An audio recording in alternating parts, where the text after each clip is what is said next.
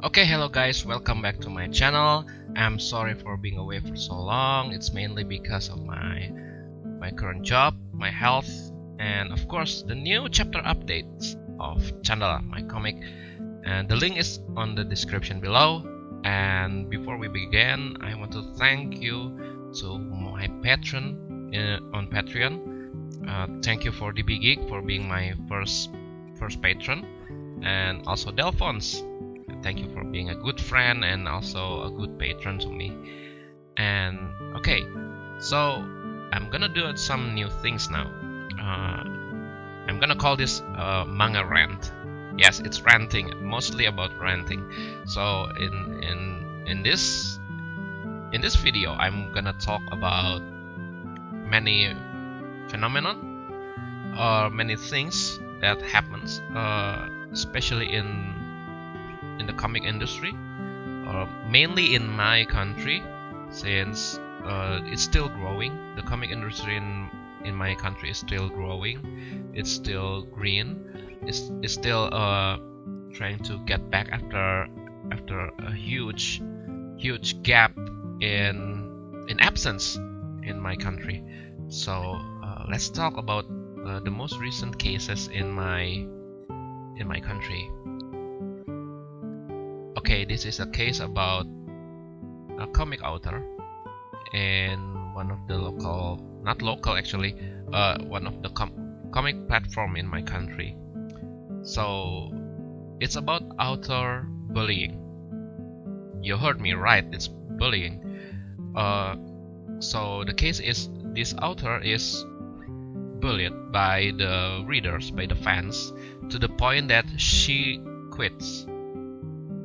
She quits the studio, she quits the job, she quits making comic about that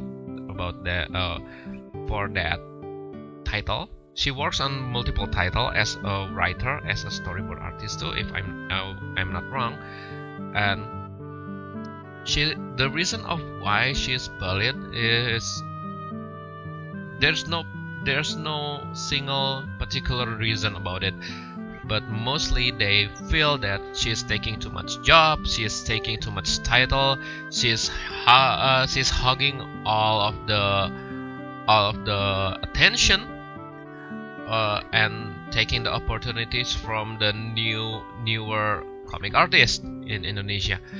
But that, of course, for you guys, that sounds a bit absurd.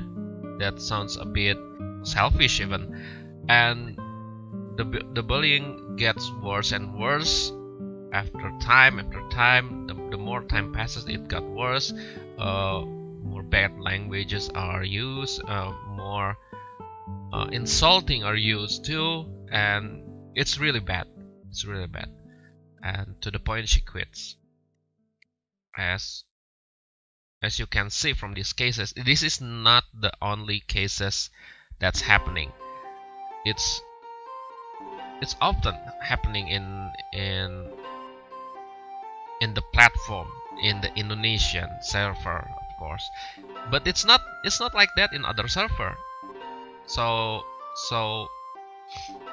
this platform have around 6 servers across the world. One of it in US, Japan, Korea, Indonesia, and many more. So there's comparison of the comments in Indonesia and the server outside Indonesia. It's different so much. That's why I can say most of the reader in that platform in Indonesia is quite toxic actually. Yes. Let me describe what I mean as toxic. So the most often comment that they wrote is they asking the author to update daily, which is quite absurd, very absurd. It's madness. If you're a comic artist, you're making comic, you will know that you cannot update daily without breaking yourself. And they asked to change the stories. They even threatening the author, and it's not happening to only one author. It's to many authors, to new authors, even veteran authors like Archie the Red Cat. And I this is sad, very sad, but I cannot get why they turn out like this. So as for why and how, why are they turning like this, and how come? I'm gonna blame about the how comic changes right now.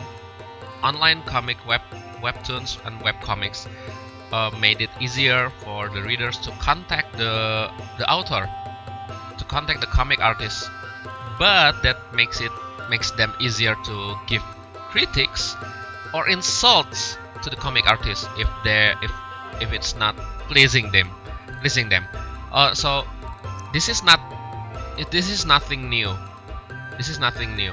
It happens a lot, even to the mangaka, to the comic artist in Japan. For example, Hajime Isayama, author of Attack on Titan, quite often got threats from the fan letters, even murder threats, hate letter, and many bad things. And it's not happening to just one author. Many author, when they got popular enough, will always have to face with this kind of phenomenon. But in Indonesia, it got worse, since the comparison of the bad comments and the good comments are quite different in from the other countries. And so the problem is in the reader, the mentality of the reader. They blame the author for making the story too complicated. They blame the author for not updating daily. They blame the author for the story. They want the story that goes like that, what they wanted, and this is a big problem. And if I have to think about how come and why they're becoming like this, in Indonesia particularly, I have to blame, and the first thing that came into my mind is the local entertainment. Okay, for you guys from outside of Indonesia, you might not know this, but the local entertainment in Indonesia is dominated by what called sinetron. It's basically a movie series. It's TV series and drama series, like a soap opera. But the problem is this: it uses nearly no plot at all, no plot device at all. The characters are shallow. The story are too easy to read, and it have repetitive patterns. And the episodes, it spent to thousands of episodes without any ending in sight. So if it's still selling well, if it still have a good rating, they won't stop the series. There's no seasons. Unlike other TV series from other countries, they got seasons, but not in Indonesia. They got no seasons in here. Sinetron usually and mostly aired every day. Yes, even the weekends, every day, 7 days a week, and mostly if it's popular enough, they even aired 2 episodes in a row every day. And if I have to describe how the story goes, mostly it goes like this. So if they run out of the plot stories, they usually use tragedy to cover it up. So in only 1 week we can see the main character got into a traffic accident twice or even thrice. And if it's not bad enough, you will see repetitive patterns, so like amnesia or deaths, alleged deaths, but then come back later on from, I don't know, it's they save or something like that. But yes, it's bad. But that's why the mentality of the readers in Indonesia gone really low. They're not used to well plotted, well balanced stories. So when they see a well balanced and well plotted stories, they will go mad. If I have to phrase it that way, they go mad. They do not understand what's happening at all in the stories, and I think that's bad, really bad, if I must say. And I just really hope that the Indonesian TV show could fix themselves into a better point, since oh, come on, you won't be able to. I bet you won't be able to stand if you watching some of your favorite show and the main character got into traffic accident twice or thrice a week. And yes, it's bad. It's really bad. But luckily, the Indonesian comic are not like that. They are better at making stories. But the reader are not. The reader can only process simple, short stories with no plot at all, with no foresight, no foreshadowing at all, no plot device at all, and I think that's quite bad. That's why I decide not to publish my story locally, because I know it's bad, really bad. And so